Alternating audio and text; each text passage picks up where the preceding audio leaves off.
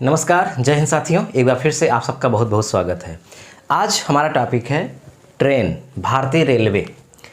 इसमें हम लोग देखेंगे कि यात्रा जब हम करते हैं तो हमारे क्या क्या अधिकार होते हैं, हम कोई भी समस्या होने पर शिकायत कहाँ कर सकते हैं, कभी कभी टिकट न कटा पाएँ तो उस स्थिति में हमारे क्या अधिकार होते हैं और क्या हमको जुर्माना देना पड़ सकता है। इसके अलावा चैन पुलिंग करने पर, है ना, दिव्यांग सीट में, दिव्यांग वाले डिब्बे में घुस जाने पर क्या होगा, सामान्य की टिकट है स्लीपर में घुस जाने पे क्या होगा, एसी में घुस जाने पे क्या होगा, ये सारी चीज़ें हम इस छोटे से वीडियो में डिस्कस करेंगे। तो वीडियो को पूरा देखिएगा, स्किप मत करिएगा।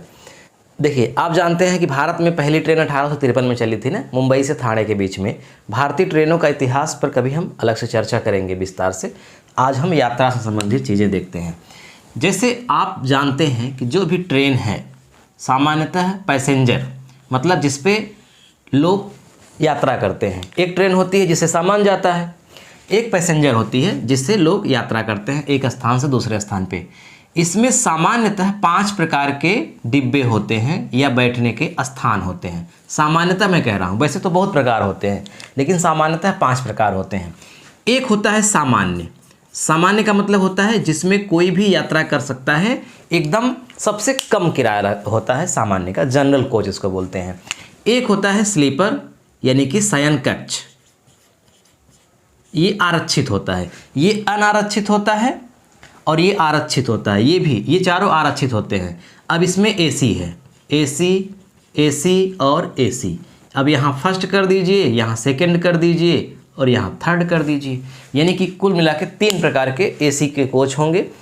तो सबसे सस्ता किराया, फिर थोड़ा इससे महंगा, फिर थोड़ा महंगा, फिर सबसे महंगा ये वाला है एसी फर्स्ट का। इस पे वीआईपी लोग सफ़र करते हैं, ये सबसे महंगा है। अब देखिए, मान लीजिए कि आप सामान्य कोच में जा रहे हैं तो सामान्य की एक विशेषता है, इनसे अलग है। इसकी विशेषता ये है कि यहाँ पे आपको तुरंत टिकट मिल जाता है। जैसे आपको प्रयागराज से मुंबई जाना है या दिल्ली जाना है तो आप प्रयागराज स्टेशन पे जा कर के तत्काल ट्रेन का टिकट ले सकते हैं। इससे कोई मतलब नहीं है कि कितने लोग बैठे हैं, सीट मिलेगी कि नहीं मिलेगी, उससे कोई लेना देना नहीं है। टिकट आपको सामान्यतः मिल जाएगा तत्काल। लेकिन यहाँ पर तुरंत टिकट नहीं मिलता है, यहाँ पर पहले से टिकट कटाना पड़ता है, शयन यान के लिए भी और एसी के लिए भी, यानी यहाँ तत्काल नहीं मिलेगा। तो मैं इसमें और इनमें फ़र्क है थोड़ा सा, इसका रूल अलग है, इनका रूल अलग है। तो मैं पहले सामान्य का रूल आपको समझा देता हूँ कि कभी आप अगर टिकट न कटा पाएँ या फिर और चीज़ें क्या हैं इसमें। जैसे मैं एक रूट बना देता हूँ, मान लीजिए एक रूट है, ये है प्रयागराज, ठीक, प्रयागराज, फतेहपुर, कानपुर, ऐसे ऐसे होते होते मान लीजिए दिल्ली तक जाना है, अंतिम दिल्ली, या उसके आगे भी मान लीजिए ये अंतिम दिल्ली ही है। अब प्रयागराज से एक ट्रेन चलती है, दिल्ली जाती है।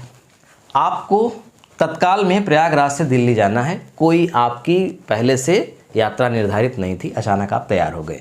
अचानक तैयार होने का मतलब अब यहाँ से तो हो नहीं पाएगा। हाँ, एसी फर्स्ट में हो सकता है क्योंकि यहाँ पे सीटें आमतौर पे खाली रहती हैं, लेकिन वो बहुत अपवाद के रूप में है। तो मान लीजिए आप पहुँचते हैं प्लेटफार्म पे, आप क्या करेंगे, प्लेटफार्म टिकट लेंगे। देखिए, रेलवे का रूल है, आप कहीं भी यात्रा करने जा रहे हों या आप किसी अपने मित्र को, रिश्तेदार को छोड़ने जा रहे हों, अगर आप प्लेटफार्म पे जाएंगे तो आपको प्लेटफार्म टिकट लेना पड़ेगा। हाँ, अगर आप प्लेटफार्म पे ट्रेन से उतरते हैं तो चूंकि आपके पास ट्रेन का टिकट होता है, इसलिए प्लेटफार्म का टिकट लेना ज़रूरी नहीं है क्योंकि आपके पास टिकट तो है ही। लेकिन सामान्यतः जब भी आप डायरेक्टली जब प्लेटफार्म पे जाते हैं तो कोशिश करनी चाहिए कि प्लेटफार्म टिकट ले लें, भले ही हम टिकट कटा करके हम आगे यात्रा करें। तो सबसे पहले हम क्या करेंगे, प्लेटफार्म का टिकट ले लेंगे, 10 रुपये जो भी है। प्लेटफार्म का टिकट लेने के बाद मान लीजिए कि हम खिड़की के पास गए और हमको टिकट कटाना है, लेकिन ट्रेन आ गई और टिकट हम नहीं कटा पाए। अब ट्रेन दूसरी है नहीं, या है भी लेकिन हम उसी ट्रेन से जाना चाहते हैं, तो हम क्या करेंगे, हम उसी प्लेटफार्म टिकट को लेकर के ट्रेन में चढ़ जाएंगे, ठीक, बिना किसी डर के। किस में चढ़ेंगे, सामान्य में, यहाँ नहीं, सामान्य नहीं, जनरल कोच में चढ़ेंगे। और जैसे ही हमको कोई टीसी दिखेगा, टिकट कलेक्टर, तो उसके पास एक मशीन होती है, वो तत्काल टिकट काट देता है। अब ये नियम हो गया है, तो हम तत्काल उसके पास जा कर के जहाँ जा रहे हों वहाँ तक का टिकट कटा लेंगे बिना किसी जुर्माना के। ठीक, अगर हम टिकट नहीं कटाएंगे और वो हमको पकड़ेगा तो हमको 250 रुपये का जुर्माना प्लस जहाँ से जहाँ तक जा रहे हैं वहाँ तक का भाड़ा, इतना हमको देना पड़ेगा। और अगर प्लेटफार्म का टिकट नहीं लिए हैं, उसके बाद भी चढ़ गए हैं और फिर हमको टीसी पकड़ता है, तब हमको भारी जुर्माना देना पड़ेगा। जुर्माना क्या है तब? 250 रुपये तो जुर्माना है ही, प्लस टिकट का भाड़ा। लेकिन टिकट कहाँ से कहाँ तक? जहाँ से ट्रेन चल रही है और जहाँ ट्रेन को जाना है। भले ही आप कानपुर से चढ़े हों, कानपुर से आपको दिल्ली जाना है, कानपुर से आप चढ़ गए बिना प्लेटफार्म टिकट के और ट्रेन का भी टिकट नहीं था, आपको टीसी कहीं पकड़ लिया रास्ते में, तो आपकी ये दलील नहीं सुनेगा कि मैं कानपुर से ही बैठा हूँ, दिल्ली जाना है, इसलिए आप 250 प्लस कानपुर और दिल्ली का भाड़ा लीजिए। ऐसा नहीं, वो कहेगा कि इसकी क्या गारंटी कि आप कानपुर से ही बैठे हैं, हो सकता है जहाँ से ट्रेन चली हो आप वहाँ से बैठे हों, इसलिए आपको प्रयागराज से दिल्ली का जो भाड़ा होगा वो आपसे वसूला जाएगा। तो प्रयागराज से दिल्ली का भाड़ा न वसूला जाए, बल्कि जहाँ से आप बैठ रहे हैं वहाँ से निश्चित दूरी तक जहाँ जा रहे हैं वहाँ का भाड़ा वसूला जाए। इसलिए ज़रूरी है कि उस जगह का प्लेटफार्म टिकट होना चाहिए, वही प्रमाणित करेगा कि आप यहीं से चढ़े हैं। तो कुल मिला के हमने क्या बताया? यही बताया कि अगर आपके पास ट्रेन का टिकट नहीं है तब भी प्लेटफार्म का टिकट कटा करके सामान्य में चढ़ करके यात्रा कर सकते हैं। लेकिन हाँ, ध्यान रखिएगा, जब भी आपको टीसी नज़र आए आपको पहले जाना है उसके पास टिकट के लिए। अब अगली बात, अगर आप स्लीपर में चढ़ गए, सामान्य का टिकट हो या ना हो, आप स्लीपर में चढ़ जाएंगे तो आपके पास चूँकि जहाँ से कटवाए हुए हैं प्लेटफार्म से टिकट वहाँ का तो है ही, तो उस स्थान से लेकर के जहाँ आप जा रहे हैं वहाँ का 250 जुर्माना प्लस स्लीपर का भाड़ा लिया जाएगा आपसे। इनमें चढ़ गए हैं तो इनमें भी प्रोसेस वही है, जुर्माना प्लस इनका भाड़ा, जो चार्ज होगा वो आपको देना पड़ेगा। ठीक, हाँ, अगर मान लीजिए स्लीपर जब टिकट लेते हैं तो ये दो प्रकार के होते हैं ना, एक होता है ऑनलाइन, लोग पहले से ही कटा लेते हैं कहीं बाहर से, और एक होता है विंडो का, खिड़की का। अगर आपका टिकट खिड़की का है और आपको मतलब सीट निश्चित नहीं हुई है, कंफर्म नहीं हुई है, फिर भी आप बैठ सकते हैं, कोई दिक्कत नहीं है। अगर विंडोज़ का है तो, बाहर का अगर है तो अपने आप को कैंसिल हो जाएगा, बिना कंफर्म के आप नहीं बैठ सकते। लेकिन विंडोज़ का है तो आप बैठ सकते हैं और फिर कोई दिक्कत नहीं है, क्योंकि कुछ लोग जो है ट्रेन छोड़ देते हैं ना, तो उनके लिए सीट खाली रहती है, तो टीसी आपके लिए मैनेज कर सकता है। और एक ख़ास बात कि जैसे मान लीजिए आप यहाँ से यात्रा कर रहे हैं, यहाँ आपको जाना है, लेकिन आपकी ट्रेन छूट गई, तो अगले 2 स्टेशन के बाद फिर आपकी सीट खाली मानी जाती है।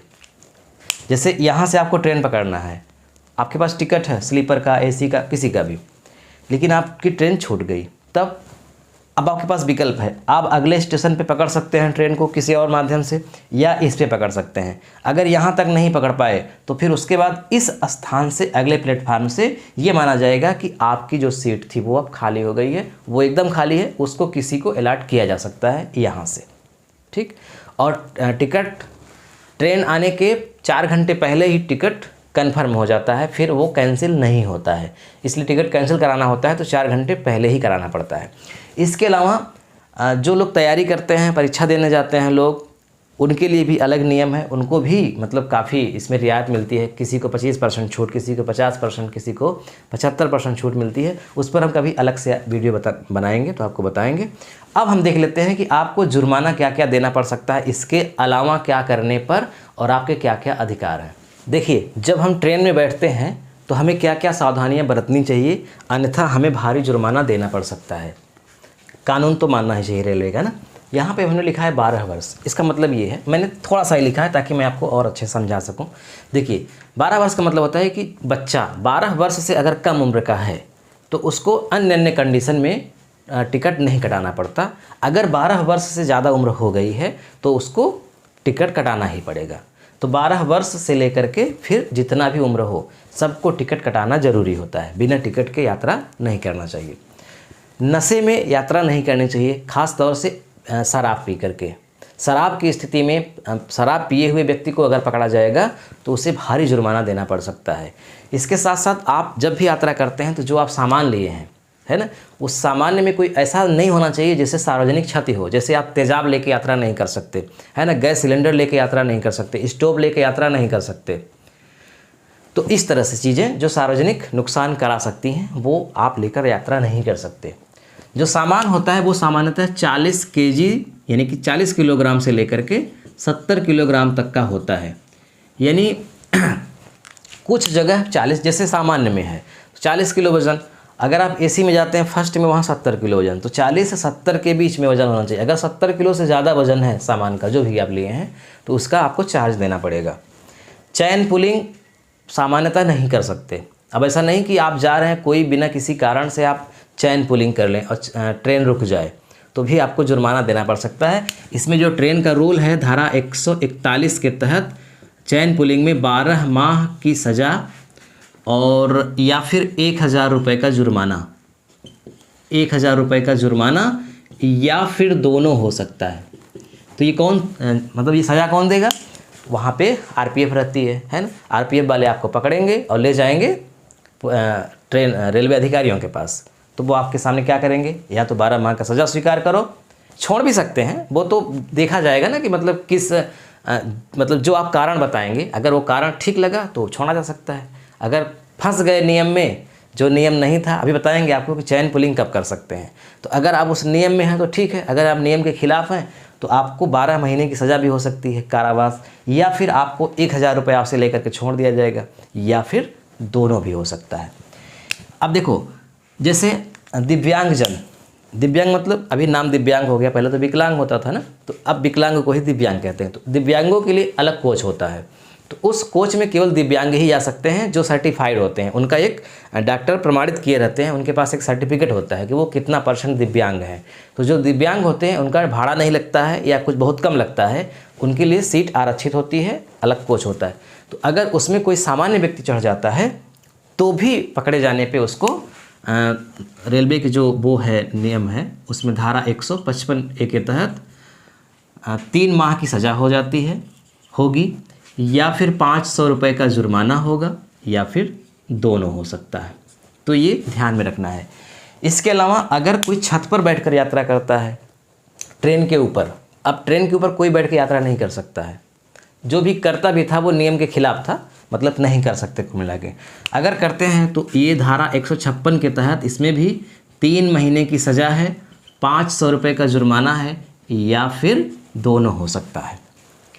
इसी तरह से जहाँ पे क्रॉसिंग बनाई गई है वो होता है ना गिराने वाला फाटक, वहीं से हम ट्रेन की जो पटरी होती है उसको क्रॉस कर सकते हैं, अन्यथा और कहीं से नहीं। पकड़े जाने पर यहाँ भी जुर्माना है। यहाँ पे क्या जुर्माना है, यहाँ पे 6 माह का है, 6 माह का कारावास, या फिर 1000 का जुर्माना, या फिर दोनों। तो ये सारी चीज़ें हैं। तो इतना तो मतलब इसके अलावा भी बहुत चीज़ें हैं, मैं एकदम बेसिक चीज़ें बता रहा हूँ जो सबको जानना ज़रूरी है। बाकी तो हज़ारों चीज़ें हैं, लेकिन हो सकता है बहुत काम की हमारे ना हो, लेकिन ये बहुत काम की हैं, इन्हें हर इंसान को जानना ज़रूरी है। अब मान लीजिए कि अगर कोई दिक्कत होती है तो एक नंबर मिला हुआ है 155 210, ये टोल फ्री नंबर है 155 210। इस पे आप शिकायत कर सकते हैं, या फिर रेलवे की साइट पे जाकर के आप शिकायत कर सकते हैं। शिकायत तुरंत सुनी जाएगी। शिकायत कहाँ, मतलब किसके लिए शिकायत की जाएगी? अगर मान लीजिए ट्रेन में कोई अनैतिक कार्य हो रहा है उसके लिए शिकायत हो जाएगी, या फिर टीसी आपको परेशान कर रहा है, अनावश्यक रूप से पैसा मांग रहा है, बदतमीजी कर रहा है, और आपको लगता है कि हमारी कोई गलती नहीं है और ये अनावश्यक हमको परेशान कर रहा है, तो आप 155 210 पे शिकायत कर सकते हैं, और अगले स्टेशन या फिर उसके वाले अगले स्टेशन तक में आपकी शिकायत को सुना जाएगा, अधिकारी सुनेंगे और जो है आपको सहायता पहुंचाई जाएगी। ठीक है, तो आज बस इतना ही। अब अगर आप कहेंगे, कमेंट करेंगे, तो मैं अगला पार्ट बनाऊंगा इस पर, और इसमें भारतीय रेलवे का इतिहास बताऊंगा, कैसे भारतीय रेलवे बनी, क्या क्या इसमें समस्याएं आई, और कहाँ पहले चढ़ी, कितने जोन हैं, सब कुछ डिटेल में अगर आप कहेंगे तो। और इसके साथ साथ जो भाड़ा होता है, ट्रेन का किराया होता है, वो किस प्रकार के लोगों को कितना % तक रियायत देता है, किस तरह का होता है, इस पर भी मैंने विस्तार से, जैसे कि अगर आप सरकारी कॉलेज में पढ़ रहे हों, इंटरव्यू देने जा रहे हों, तो ये सारी सहूलियत मिलती है इसमें। तो क्या है नियम, ये सब आपको हम बताएंगे। तो आज हमने क्या बताया संक्षेप में, अगर आपको बता दें, संक्षेप में हमने आपको यही बताया कि आप सामान्य जो कोच होता है, जनरल कोच, उसमें आप यात्रा कर सकते हैं बिना टिकट के भी, लेकिन टिकट कटाना पड़ेगा जैसे ही टीसी से आपकी मुलाकात होगी, क्योंकि उसके पास एक मशीन होती है, वो तुरंत टिकट काट देगा। लेकिन अगर वो पकड़ेगा तो आपको जुर्माना देना पड़ेगा 250 रुपये। इसके अलावा जहाँ से आप बैठे हैं, जहाँ आपको जाना है वहाँ तक का। अगर प्लेटफार्म पर टिकट नहीं है तो जहाँ से ट्रेन चल रही है वहाँ से लेकर के जहाँ तक ट्रेन जाएगी वहाँ तक का जुर्माना देना पड़ सकता है। ठीक है, तो वीडियो कैसा लगा कमेंट करके ज़रूर बताइएगा।